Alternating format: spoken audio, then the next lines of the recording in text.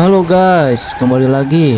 Kali ini gua akan membahas film seorang polisi yang dibunuh dan semua rekan-rekannya adalah tersangka. Tanpa berlama-lama, langsung masuk ke ceritanya. Film ini dibuka dengan sosok Jackie, seorang perwira narkotika yang sedang berbicara melalui telepon dengan informannya. Dari suara di seberang, terlihat jelas bahwa sang informan ketakutan dan merasa nyawanya terancam. Jackie berusaha menenangkannya, meyakinkan bahwa ia akan memberikan perlindungan apapun resikonya. Setelah panggilan berakhir, Jackie keluar dari mobilnya tanpa menyadari bahwa maut sudah menunggunya. Sekelompok pembunuh bayaran tiba-tiba menyerangnya dengan niat membunuh. Jackie terluka parah, namun masih sempat membalas tembakan. Di tengah detik-detik terakhir hidupnya, ia cepat-cepat mengirim sebuah pesan dari ponselnya, lalu melemparkan ponsel itu ke air untuk menghapus jejak. Tak lama kemudian, para pembunuh itu mendekat dan menghabisi nyawanya di tempat. Keesokan harinya, cerita beralih pada Matt, pemimpin unit tempat Jackie bertugas. Ia terlihat marah, terpukul, dan frustasi saat berdebat dengan atasannya. Masih belum bisa menerima kematian mendadak rekan terdekatnya itu. Sang atasan mengungkapkan bahwa FBI telah membentuk satuan tugas khusus untuk mulai menginterogasi semua orang yang berkaitan dengan unit mereka. FBI menduga pembunuhan Jackie bukan sekedar serangan biasa, melainkan hasil pengkhianatan dari orang dalam. Agen FBI bernama Scott mulai memeriksa satu persatu anggota tim. Danny, Mike, dan anggota lainnya menggambarkan Jackie sebagai sosok yang baik dan mengakui bahwa kepergiannya meninggalkan luka mendalam. Ketegangan meningkat ketika giliran Ben diperiksa. Ia mengaku tidak tahu alasan Jackie menjadi target, meski Scott sudah mengetahui hubungan romantis di antara mereka. Ben menjelaskan bahwa ia hampir setiap malam bersama Jackie dalam seminggu terakhir. Tekanan Scott semakin agresif hingga memeriksanya berubah menjadi perkelahian fisik yang akhirnya dilerai oleh rekan-rekan mereka. Situasi semakin rumit ketika terungkap bahwa Scott dan Ben adalah saudara kandung yang memiliki permusuhan lama. Amarah dan kesedihan Ben memuncak di kamar mandi, diikuti Matt yang menyadari betapa dalam kebencian Ben terhadap kakaknya itu sendiri. Kematian Jackie menjadi bahan bakar bagi tekad mereka untuk menemukan pelaku, sementara FBI tetap bersikeras bahwa pengkhianat ada di dalam tim. Matt bahkan menyadari bahwa atasan mereka sendiri tampak tidak mengetahui kebenaran di balik tragedi ini.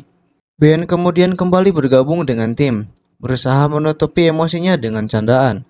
Di sisi lain, Matt memegang pesan terakhir dari Jackie yang memperingatkannya tentang sebuah rumah yang konon menyimpan banyak uang. Tak lama kemudian, agen DEA bernama Kylie tiba bersama unitnya. Tim Kylie dikenal berpengalaman dalam menjatuhkan organisasi kriminal besar dan memiliki sejarah kerjasama yang solid dengan tim Ben. Matt menyampaikan informasi tentang target rumah tersebut dan kedua tim pun bersiap menjalankan operasi. Sebelum penggerebekan, Matt sengaja memberikan perkiraan jumlah uang yang berbeda kepada tiap anggota, menciptakan kesan yang tidak seragam tentang nilai temuan mereka. Saat tiba di lokasi, mereka bertemu dengan seorang wanita yang bernama Sasha, sosok pencolok berdarah Meksiko yang langsung menimbulkan kecurigaan. Dengan surat perintah di tangan, tim memasuki rumah dan melepaskan anjing pelacak yang segera memberi tanda adanya sesuatu tersembunyi di lantai atas. Matt menekan Sasha dengan pertanyaan tentang uang, namun ia bersikeras tidak tahu apapun. Matt dan Ben naik ke atas dan menemukan beberapa drum besar yang disembunyikan. Saat kembali menanyai Sasha, ia menjelaskan bahwa rumah itu dahulu ditempatinya bersama sang nenek, dan ia baru kembali untuk mengurus perawatan medis sebelum neneknya meninggal 3 bulan yang lalu. Ia tetap menyangkal mengetahui apapun soal uang tersebut. Matt tidak sepenuhnya percaya, meyakini bahwa Sasha menyembunyikan kebenaran. Sementara Sasha justru mulai melihat Matt dan Ben sebagai aparat yang tampak korup. Ia memperlihatkan dua tato aneh di tangan Matt dan menanyakan artinya. Matt menjelaskan bahwa tato itu melambangkan sebuah pertanyaan dan sebuah jawaban, meninggalkan ketegangan yang semakin tebal di antara mereka. Malam itu, Matt dan Ben membuka salah satu drum besi yang mereka temukan di dalam rumah target.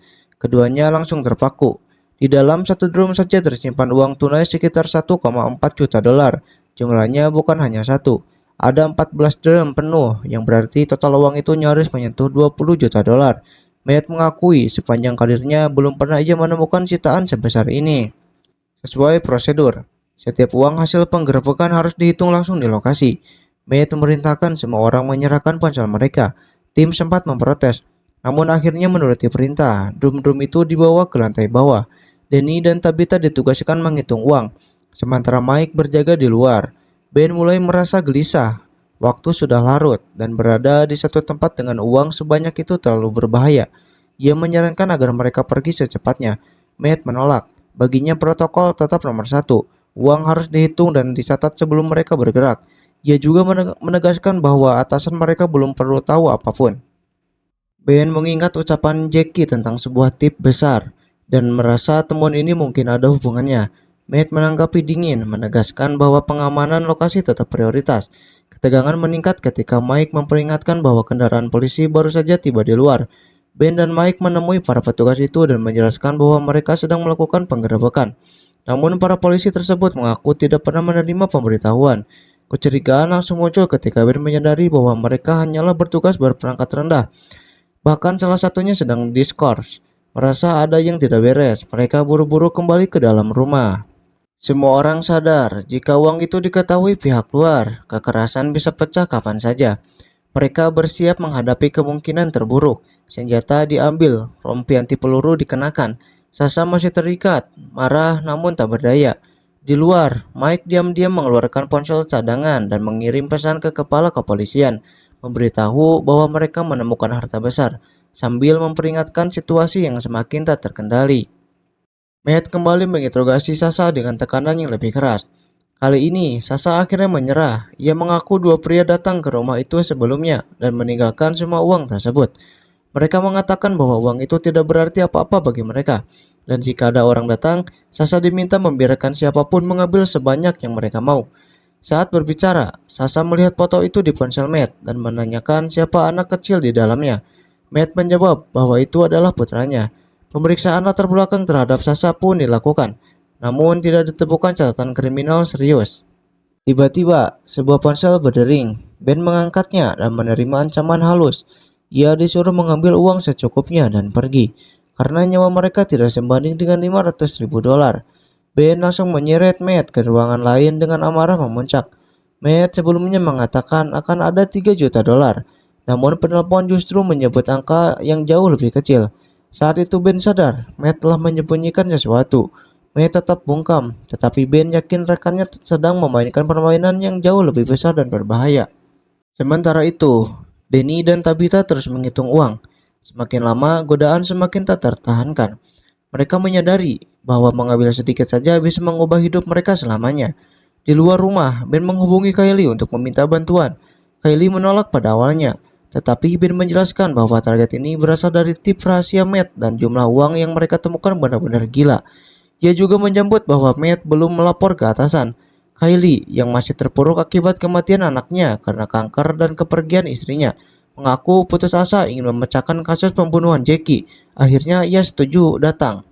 Di dalam rumah, Sasa memperhatikan Matt berbicara diam-diam dengan dua polisi wanita. Ia menyadari Matt sedang menyusun rencana untuk menguasai seluruh uang tersebut. Di luar, Mike mengatakan pada Ben bahwa suasana sekitar terasa aneh karena begitu sepi. Tiba-tiba, lampu rumah di seberang jalan berkedip-kedip. Seseorang di dalamnya mulai menghina mereka menggunakan kode Morse lewat cahaya. Emosi Ben meledak, dan dia melangkah menuju rumah itu untuk menghadapi siapapun yang ada di sana. Pada saat yang sama, Mike kembali masuk untuk mencari Matt. Sasa mendengar percakapan Matt saat ia menelpon kepala kepolisian, melaporkan bahwa penggerebekan hanya menghasilkan 500 ribu dolar dan mereka akan segera kembali. Begitu Matt pergi, Sasa memperingatkan Mike bahwa atasannya bersama dua polisi wanita berencana mencuri semua uang dan seorang harus segera diberitahu.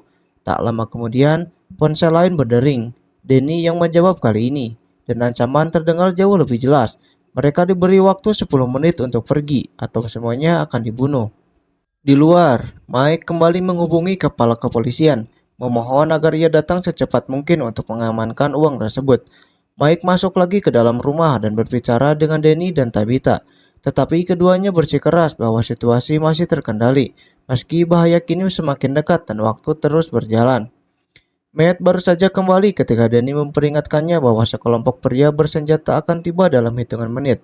Peringatan itu terbukti seketika. Tembakan meledak di luar rumah, memicu baku tembak sengit. Para petugas membalas, namun kekacauan tak terhindarkan. Di tengah hujan peluru, Tabitha terkena tembakan dan terluka. Saat para penyerang mulai mundur, Matt dan Mike mengejar sambil melepaskan tembakan. Tetapi para pelaku berhasil kabur dengan kendaraan mereka dan menghilang begitu saja. Tak lama kemudian, Ben muncul membawa salah satu pria yang tertangkap hidup-hidup. Ia menjelaskan bahwa pria itu memiliki kaitan dengan mafia. Meski mengaku tidak ikut menembak, dari pria tersebut mereka terhubung lewat telepon dengan bos kartel Meksiko. Sang bos menegaskan bahwa uang yang ditemukan di rumah bukan milik organisasinya dan mereka tidak tertarik untuk merebutnya. Ia juga menyatakan bahwa sejak kematian Jackie, aparat penegak hukum mengawasi mereka dengan ketat. Namun kartelnya tidak bertanggung jawab atas pembunuhan itu. Menurutnya, pelaku sebenarnya kemungkinan berasal dari dalam unit mereka sendiri. Ia menegaskan pula bahwa ia tidak ingin memperkeruh keadaan dengan menyerang polisi. Itulah sebabnya ia tidak pernah mengirim anak buahnya. Pengakuan itu mengguncang Matt dan Ben.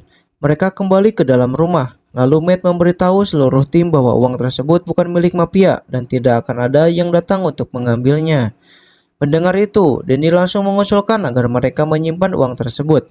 Ia menyarankan untuk hanya melaporkan jumlah uang yang sudah diserahkan Matt kepada kepala polisian, sementara sisanya dibagi rata. Usulan itu membuat Ben murka.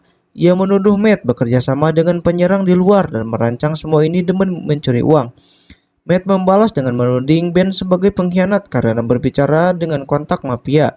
Ben menegaskan bahwa bos kartel sudah memastikan Jackie tidak dibunuh oleh mereka dan pelakunya berasal dari dalam tim. Lalu secara langsung menuduh Matt sebagai pembunuh Jackie. Matt menyangkal keras dan pertengkaran itu berubah menjadi perkelahian brutal, hingga Mike turun tangan memisahkan mereka. Setelah itu, Matt memerintahkan semua orang untuk mengemas uang dan bersiap pergi. Mike yang masuk ke kamar mandi menyadari ponselnya mungkin terjatuh di luar sebelumnya. Di saat bersamaan, Ben kembali menghubungi Kylie dan memaksanya datang secepat mungkin. Kylie setuju, namun menjelaskan bahwa ban kendaraan mereka telah disayat sehingga ia harus datang membawa truk. Mike mencoba meminjam ponsel Sasa, tetapi ponsel itu ternyata berada di tangan Matt. Mike kemudian melihat lilin-lilin yang diletakkan di sekitar rumah dan mulai menyalakan api. Di dalam, ia membantu Denny dan Tabitha memasukkan uang ke dalam tas, sambil memberi mereka angka tertentu untuk dilaporkan kepada petugas lain. Tak lama, api membesar dan melalap seluruh rumah. Ketiganya membawa tas uang keluar tepat saat Kylie tiba dengan truknya. Uang itu dimuat ke dalam kendaraan. Mike menyuruh Denny dan Tabitha membawa Sasa ke kantor polisi, sementara ia ikut bersama Kylie di truk. Saat mereka bergerak, semua tetap siaga dengan senjata. Matt mencoba kembali menghubungi kepala kepolisian, namun Mike menghentikannya dan menyebut bahwa Matt telah memberikan angka yang salah. Kecurigaan Matt pun beralih, kini mengarah pada Mike. Terungkap bahwa Sasa sempat mendengar Mike berbicara dengan kepala kepolisian. Sementara di hadapannya, Mike hanya berpura-pura menelpon. Mike juga sempat memberi isyarat pada dua wanita itu tentang rencana mengambil uang. Mengetahui Sasa akan menyampaikan hal tersebut kepada Matt dan memicu reaksi berantai. Meski begitu, Mike bersikeras ia bukan pengkhianat dan tidak memiliki kaki tangan. Matt lalu membuka kartu terakhirnya. Ia mengungkap bahwa setiap anggota tim sengaja diberi perkiraan jumlah uang yang berbeda, dan hanya Mike yang diberi angka $500.000. Angka itulah yang kemudian digunakan dalam panggilan ancaman kepada Ben. Mike berkilah bahwa ponselnya berada di tangan Matt, sehingga mustahil ia melakukan panggilan tersebut. Namun Ben kemudian mengeluarkan ponsel kedua milik Mike, yang sempat ia ambil saat perkelahian sebelumnya. Kebenaran pun terkuak. Mike menggunakan ponsel itu untuk menghubungi para penyerang dan mengatur serangan. Mike lalu mengklaim bahwa Jackie sempat mengirim pesan kepadanya malam sebelumnya tentang uang di rumah itu. Ia berdalih bahwa pembagian angka berbeda dilakukan untuk menjebak pengkhianat, dan ancaman yang memakai angkanya justru membuktikan dirinya bersih. Saat ditanya siapa atasannya, Mike menolak menjawab. Perhatian lalu beralih ke Kylie. Mereka mempertanyakan mengapa ia datang sendirian tanpa timnya. Kylie mengatakan unitnya sudah pulang. Tuduhan pun mengaruh padanya sebagai rekan Mike. Kylie justru tertawa untuk memastikan mereka memaksa Mike menelpon kepala kepolisian. Saat ponsel berdering, ekspresi Kylie berubah drastis. Di detik yang sama, ponsel Kylie ikut berdering. Segalanya menjadi jelas. Kylie dan Mike telah bekerja sama sejak awal dan menjebak mereka dari awal hingga akhir. Tembakan pecah seketika. Dalam kekacauan itu, Ben terluka, sementara Kylie berhasil melumpuhkan Matt dan Ben, merebut senjata mereka dan mengambil alih kendali sepenuhnya. Dengan posisi unggul, Kylie menawarkan sebuah kesepakatan. Uang itu akan dibagi rata dan mereka semua bisa pergi bersama. Matt menatap Kylie tanpa ragu dan langsung menanyakan kebenaran di balik kematian Jackie. Pertanyaan itu menjadi titik runtuhnya kebohongan yang selama ini bertahan. Mike akhirnya mengaku, membuka fakta bahwa Kylie adalah pelaku pembunuhan Jackie, dan keduanya telah lama bekerja sebagai partner. Jackie dibunuh demi uang, sebuah pengkhianatan yang selama ini disembunyikan rapat-rapat. Saat pengakuan itu menggantung di udara, ponsel Ben berdering. Panggilan itu diaktifkan ke pengeras suara, memperdengarkan suara Scott yang mengabarkan bahwa timnya sudah berada di posisi. Kendaraan dari arah depan menutup jalan dan perintah untuk keluar pun terdengar jelas. Menyadari kendali sepenuhnya telah lepas dari tangannya, Kylie mencoba satu langkah terakhir. Ia kembali mengulang tawarannya, menyarankan agar Mike disingkirkan, uang narkoba dibagi, dan Scott diberi cerita apapun yang mereka inginkan. Ben menanggapi dengan dingin, mengingatkan bahwa sambungan telepon belum terputus dan Scott mendengar semuanya. Kepanikan mengambil alih, Kylie kembali melepaskan tembakan, meraih tas-tas uang, lalu melarikan diri. Di saat yang sama, Mike juga menyambar satu tas penuh uang dan berlari menuju hutan. Kejar-kejaran pun pecah tanpa ampun. Ben berhasil memaksa kendaraan Kylie keluar jalur hingga menghantam keras. Sementara itu, jauh di dalam hutan, Matt dan Mike berhadapan dalam pertarungan brutal. Pada akhirnya, Matt unggul dan menaklukkan Mike. Kembali ke lokasi kecelakaan, Kylie mengajukan permohonan terakhir. Ia meminta dibebaskan dan menawarkan Ben mengambil uang sebanyak yang ia inginkan. Ben membuka tas itu dan memperlihatkan kenyataan pahit. Tak ada uang di dalamnya, hanya tumpukan buku. Tanpa ragu, Ben menembak Kylie, menuntaskan balas dendam atas kematian Jackie. Di tempat lain, Matt menangkap Mike dan membawanya pergi, bertekad memastikan semua perbuatannya dipertanggungjawabkan. Tak lama kemudian, Danny dan Tabitha terlihat bersama Sasha di samping mereka. Truk yang mereka kendarai syarat dengan seluruh uang. Setibanya di tujuan, semuanya diserahkan kepada pihak berwenang. Uang dihitung, dan Matt beserta timnya melaporkan angka yang persis sama seperti klaim awal mereka. Kejujuran itu menuai pujian, lalu terungkap sebuah hal penting. Sasha menerima 20% dari uang yang dipulihkan. Ia ternyata adalah informan Jackie, perempuan yang berbincang dengannya di awal film. Setelah kematian neneknya, uang itu menjadi penopang hidupnya. Mengetahui hal tersebut, seluruh tim merasa lega dan tulus bahagia. Danny dan Tabitha pulang, akhirnya bisa bernapas lega. Ben bertemu Scott dan berterima kasih atas bantuannya. Untuk pertama kalinya setelah sekian lama, dua saudara itu kembali merasakan kebersamaan dalam bekerja. Sasha juga menghampiri Matt dan mengucapkan terima kasih. Matt sudah tahu bahwa Sasha akan mengatakan kebenaran tentang Mike karena ia adalah orang baik. Sejak lama, Matt menyadari Sasha adalah informan Jackie. Duka Sasha atas kematian Jackie begitu dalam, dan ia mengakui tak pernah tahu bahwa Jackie telah dibunuh. Matt kemudian menjelaskan makna tato di tubuhnya. Satu lambangkan sebuah pertanyaan tentang apakah dirinya polisi yang baik, dan yang lain adalah jawabannya. Ia mengungkapkan bahwa putranya pernah menanyakan hal itu sebelum meninggal, dan Matt telah berjanji bahwa ia memang polisi yang baik. Janji itulah yang kini terukir selamanya. Setelah itu, Sasha dan Matt berpisah jalan. Matt menyarankan agar Sasha menjauhi masalah dan menjalani hidup yang jujur. Saat pagi tiba, Matt dan Ben duduk berdampingan dengan minuman di tangan. Diam-diam menatap matahari terbit dalam keheningan yang tenang dan reflektif itu. Kisah ini pun mencapai akhir.